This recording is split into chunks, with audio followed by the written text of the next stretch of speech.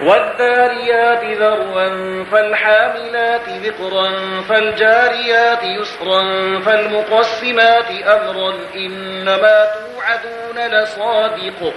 وإن الدين لواقع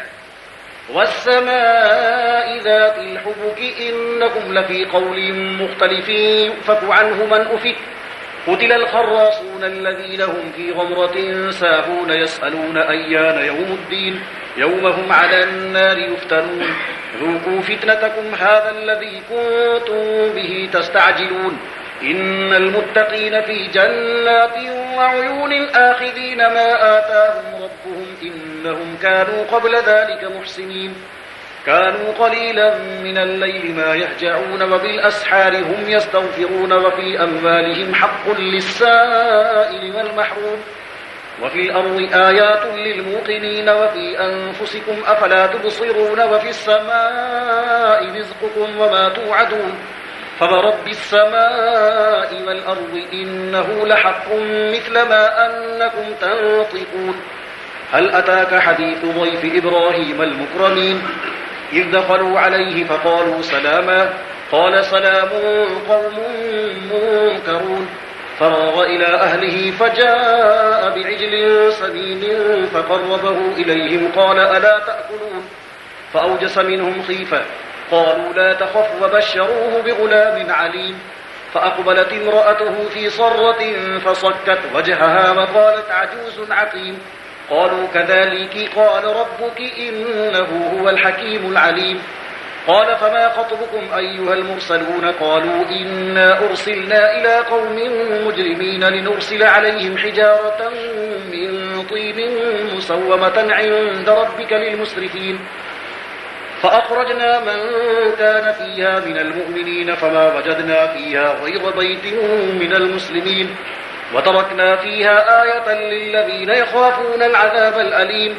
وفي موسى إذ أرسلناه إلى فرعون بسلطان مبين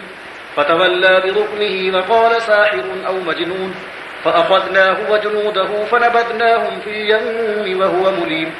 وفي عاد إذ أرسلنا عليهم الريح العقيم ما تذر من شيء أتت عليه إلا جعلته كالرميم وفي ثمود إذ قيل لهم تمتعوا حتى حين فعتوا عن أمر ربهم فأخذتهم الصاعقة وهم ينظرون فما استطاعوا من قيام وما كانوا منتصرين وقوم نوح من قبل إنهم كانوا قوما فاسقين والسماء بنيناها بأيد وإنا لموسعون والأرض فرشناها فنعم الماهدون ومن كل شيء خلقنا زوجين لعلكم تذكرون ففروا إلى الله إني لكم منه نذير مبين ولا تجعلوا مع الله إلها آخر إني لكم منه نذير مبين كذلك ما أتى الذين من قبلهم من رسول إلا قالوا ساحر أو مجنون أتواصوا به بل هم قوم طاغون فتول عنهم فما أنت بملوم وذكر فإن الذكرى تنفع المؤمنين وما خلقت الجن والإنس إلا ليعبدون ما أريد منهم من رزق وما أريد أن يطعمون إن الله هو الرزاق ذو القوة المتين